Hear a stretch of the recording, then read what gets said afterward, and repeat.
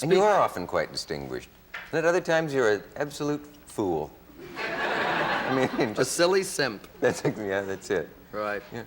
Say, you talked earlier about being a target, and it seems like nobody has been a target of the film critics more than you have. And conversely, had the same, that's the wrong word, at the same time, had more success, you know, financially and so on, and great following and all that.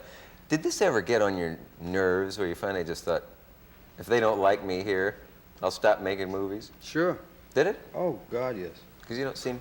You get really upset with that.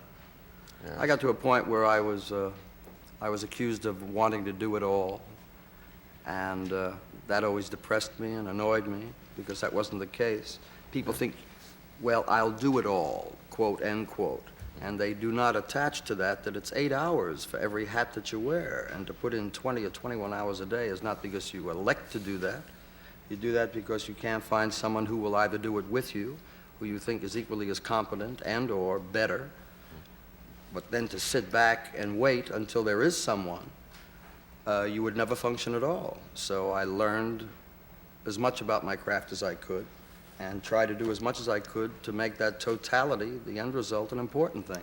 Did you learn all you learned while you were just appearing in movies? Were you constantly watching to see how they were made and watching looking and through asking? Viewfinders and all? Yeah, I had a couple of hundred of the best teachers in the world, my crew, from a boom man to a mixer to a grip to electrician, cutters, editors. But I mean, before you were ever directing, when you were just appearing. That's what I mean. When you and the other. The minute I finished the scene, I was in one of the departments finding out how it worked and why. Yeah. And one day, in answer to your question, one day I was really going to throw in the towel. Said, I'll just make the funny faces and just give up on caring that much that I'm going to work myself into my grave and have people then attack me on top of it by not recognizing the reason. And a very dear man, a marvelous director, Joe Mankiewicz, who's a good friend, I poured my heart out to him one day and I said, Joe, I don't know what they want from me, but what kind of a criminal am I because I choose to work so hard? And he said, Jerry, I don't particularly care that you write and direct because I write and direct. He said, I think you'll find those that are obsessed by it are those that do one thing, and you punctuate the fact that they are single-faceted and they don't like it.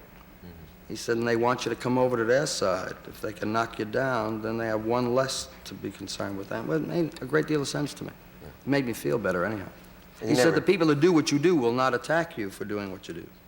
So it's those that either choose not to do what you do or are angry that you do, in fact, do it. It made sense to me. At least it made me feel better.